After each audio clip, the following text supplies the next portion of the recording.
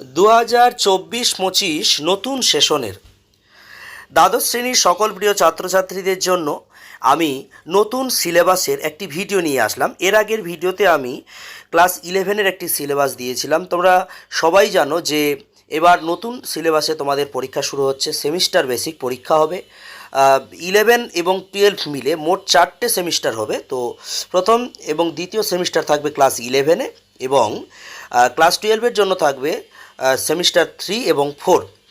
এই সেমিস্টার অনুযায়ী কিন্তু এবার থেকে পরীক্ষা হবে। তো আজকে আলোচনা করব সংস্কৃত বিষয়ের সেমিস্টার 3-র যে সিলেবাস। তো এখানে আমাদের সময় ওরা একটা নির্ধারণ করে দিয়েছে, সেটা হচ্ছে 100 ঘন্টা। এর ফুল মার্কস হচ্ছে ফার্স্ট সেমিস্টারে 40। তো এখানে পার্ট 1 যে ইউনিটের পার্ট 1-এ আমাদের কি থাকছে টপিকস থাকছে এখানে সংস্কৃত সাহিত্য। তো সাহিত্য থেকে আমাদের ইউনিট এখানে সংস্কৃত সাহিত্যের জন্য নির্ধারণ হয়েছে 40 ঘন্টা এবং এর টোটাল কোশ্চিন যে থাকবে 15টা থাকবে, এমসিকিউ টাইপ কোশ্চিন থাকবে। তো আমাদের প্রথমে ইউনিট 1 গদ্য থাকছে।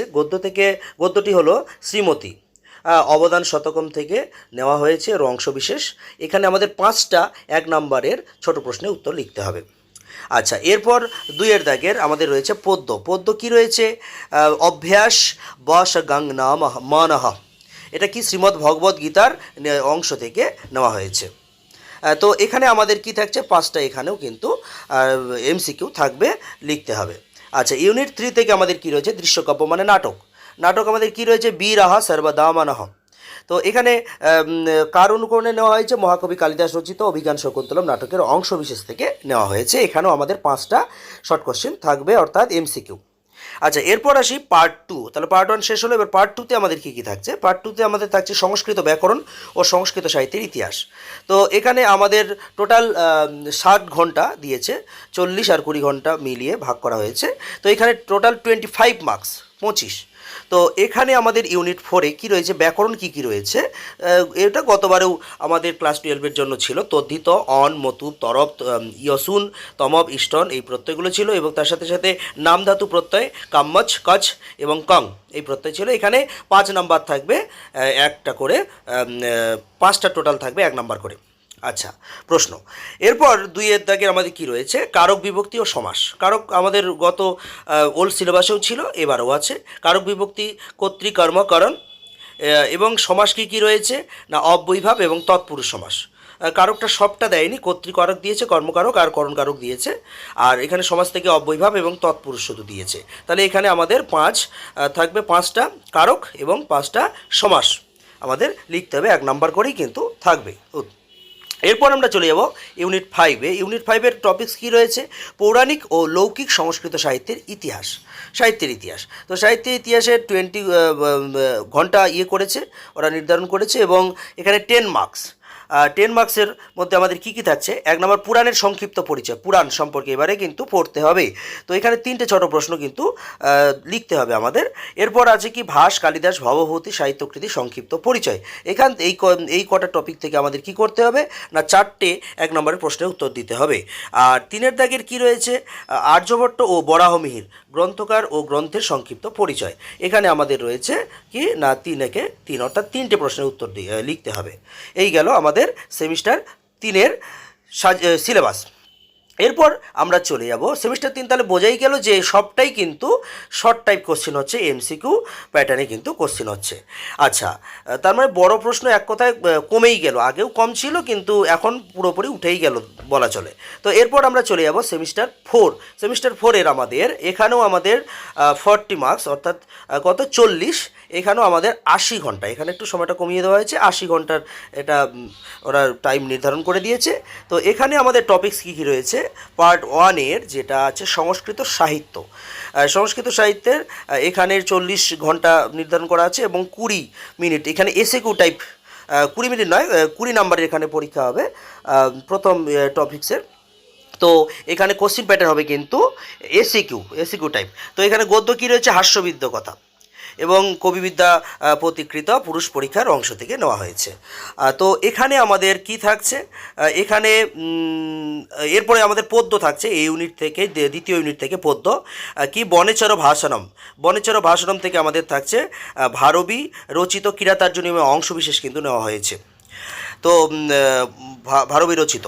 আচ্ছা, এরপর আমাদের কি রয়েছে ইউনিট 3, ইউনিট 3 থেকে আমাদের কিন্তু দৃশ্যকাব্য রয়েছে। তো দৃশ্যকাব্য আমাদের কি রয়েছে না আত্রি বনদেবতা সংবাদ, মহাকবি ভবভূতি রচিত উত্তরামচরিতের দ্বিতীয় অঙ্কের প্রারম্ভে বিষ্কম্বকের নির্বাচিত অংশ থেকে কিন্তু নেওয়া হয়েছে। 3টে ইউনিট কিন্তু এখানে দেওয়া হয়েছে। তো এখানে কিভাবে নাম্বার ডিস্ট্রিবিউশনটা হবে, এখানে এসিকিউ থাকবে 6 মার্কস। তো এখানে কটা প্রশ্ন থাকবে, 4টি প্রশ্ন থাকবে। সেখান থেকে কিন্তু আমাদের 3টে লিখতে হবে 2 নাম্বার করে, 3 দুগুণে 6। আর তারপরে আমাদের কি বলে পদ্য থেকেও কিন্তু সেম কি থাকছে, 4 মার্কসের থাকবে। এখানে 3টে প্রশ্ন দেওয়া থাকবে, কিন্তু আমাদের কটা লিখতে হবে, 2টো লিখতে হবে, 2 2 4, 2 দুগুণে 4। আচ্ছা, আর তারপর থাকছে আমাদের কি বলে নাটক থেকে আমাদের কিন্তু এখানেও কি না 5 দুগুণে 10, অর্থাৎ 2টো 5 নম্বরের প্রশ্নের উত্তর কিন্তু লিখতে হবে। তো এগুলো সবই কিন্তু বাংলা লিখতে হবে, আমাদের বাংলায় লিখব। আচ্ছা, এরপর আমরা চলে যাব পার্ট 2। পার্ট 2 থেকে আমাদের কি কি থাকছে, পার্ট 2তে আমাদের সংস্কৃত ব্যাকরণ ও সংস্কৃত সাহিত্যের ইতিহাস থাকছে। তো এখানে 40 ঘন্টা 20 করে ভাগ করা হয়েছে, এবং এখানে মার্কস থাকছে কত না, এখানে মার্কস থাকছে 20 মার্কস, অর্থাৎ 20। তো এখানে কি কি রয়েছে আমাদের 4 ইউনিট। ব্যাকরণে কি কি থাকছে তাহলে টপিক্সে, ব্যাকরণে প্রত্যয় থাকছে সনাদি সন জং নিচ, এবং স্ত্রী প্রত্যয় থাকছে টাফ আর ইম্ফ। এর সাথে কি থাকছে আমাদের কারক বিভক্তি ও সমাস। তো কারকে সম্প্রদান কারক, অপাদান কারক, অধিকরণ ও সম্বন্ধ, তাহলে ওখানে 3টে ছিল, আর এখানে বাদবাকিগুলো কিন্তু দিয়ে দিয়েছে কারকে। এরপর সমাসে কী কী থাকছে, সাধারণ কর্মধারয় দ্বিগু দ্বন্দ্ব বহুব্রীহি, এগুলো থাকছে সামানাধিকরণ এবং ব্যতিকরণ নং, এই টপিক্সটা কিন্তু থাকছে। তো এখানে নাম্বার ডিস্ট্রিবিউশনটা কীভাবে হচ্ছে, এখানে এসিকিউ টাইপ থাকছে আমাদের কটা 10 নাম্বারের প্রশ্ন থাকছে। তো এখানে এই আমাদের 5টা লিখতে হবে, 2 নাম্বার করে থাকবে, 2 নাম্বার করে 5টা প্রশ্নের উত্তর কিন্তু এখানে দিতে হবে। আচ্ছা, এগুলো কিছু বলে দেয়নি, বাংলা বা সংস্কৃতে বাংলায় লিখতে পারবো আমরা। আচ্ছা, এরপরে আমরা চলে যাব ইউনিট 5-এ লৌকিক ও আধুনিক সংস্কৃত সাহিত্যের ইতিহাস। তো এখানে কি কি রয়েছে আমাদের, এখানে রয়েছে গদ্য, দণ্ডী ও বাণভট্টের সাহিত্যকৃতি সম্পর্কে আমাদের পড়তে হবে। আচ্ছা, তারপর 2 নাম্বার নলচম্পু ও ভারতচম্পু সংক্ষিপ্ত ধারণা আমাদের পড়তে হবে। আয়ুর্বেদ থেকে কি কি রয়েছে, চরক এবং সুশ্রুত গ্রন্থকার ও গ্রন্থের পরিচয় সম্পর্কে আমাদের জানতে হবে। আধুনিক বাঙালি সংস্কৃত সাধক ও সাহিত্যকৃতি সংক্ষিপ্ত পরিচয় আমাদের জানতে হবে। আর এবার কিন্তু নতুন যেটা ওরা অ্যাড করেছে সেটা হচ্ছে বাঙালি যে কিছুজন সাহিত্য সম্রাট, সিদ্ধেশ্বর চট্টোপাধ্যায়, সীতারাম আচার্য, তারাপদ ভট্টাচার্য, বীরেন্দ্র কুমার ভট্টাচার্য ও শ্রীজীব ন্যায়তীর্থ, এদের সম্পর্কেও কিন্তু এবারে পড়তে হবে। তো আমাদের এখানে নাম্বার ডিস্ট্রিবিউশনটা ওরা কীভাবে করেছে, এভাবে দিয়েছে যে আমাদের এবারে এসিকিউ আমাদের 6 মার্কস এখানে থাকছে এই লৌকিক সাহিত্য ও আধুনিক সংস্কৃত সাহিত্যের ইতিহাস থেকে। তো এখানে আমাদের 3টে প্রশ্ন লিখতে হবে 2 নাম্বারে, 3 দুগুণে 6। আর বড টাইপ কোশ্চেন বলতে এখানে একটা 4 নাম্বারের প্রশ্ন লিখতে হচ্ছে, 4 নাম্বারের, 4 নাম্বারের একটা প্রশ্ন লিখতে হচ্ছে। এইভাবে কিন্তু এই নাম্বার ডিস্ট্রিবিউশনটা লৌকিক সাহিত্য থেকে এখানে করা হয়েছে।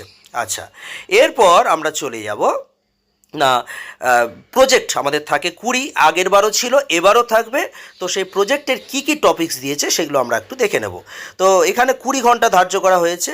তো এখানে টপিক্সের প্রথম 1 নম্বরে সংস্কৃত মনীষার বিজ্ঞান চেতনা, সে গতবারও ছিল, গত যে ওল্ড সিলেবাস, যেটা ওল্ড সিলেবাসের ক্ষেত্রে এটাই ছিল প্রযোজ্য।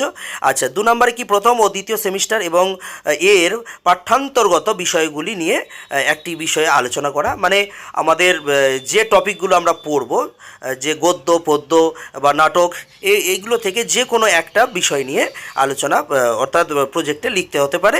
আর 3 নাম্বার কি বার্তালাপ বা বিতর্ক, যে কোনো প্রাসঙ্গিক বিষয় নিয়ে, এগুলো কিন্তু আমাদের প্রজেক্টের অংশ। এখানে আমাদের কি 10 10 20, অর্থাৎ 10 10 20 এইভাবে আমাদের 20 নাম্বারে কিন্তু এখানে প্রজেক্ট হবে। আর এখানে একটা জিনিস উল্লেখ করে দিয়েছে যে সংস্কৃত কিন্তু লিখতে হবে, দেবনাগরী লিপিতে কিন্তু এটা লিখতে হবে, মানে প্রকল্পটা অর্থাৎ প্রজেক্টটা কিন্তু দেবনাগরী লিপিতে পারে লিখতে বলছে। এই তো আমাদের ক্লাস 12-এর সংস্কৃত বিষয়ের সিলেবাস আমি দিয়ে দিলাম। তোমরা যারা নতুন আমার চ্যানেলে সাবস্ক্রাইব করে দিও, আর বেল আইকন অন করে দিতে একদম ভুল করবে না। আর ভিডিওটি কেমন লাগলো কমেন্ট করে জানাবে, আর এই ভিডিওটি বন্ধুদের অনেক অনেক শেয়ার করবে যাতে সকলে উপকৃত হতে পারে। ধন্যবাদ।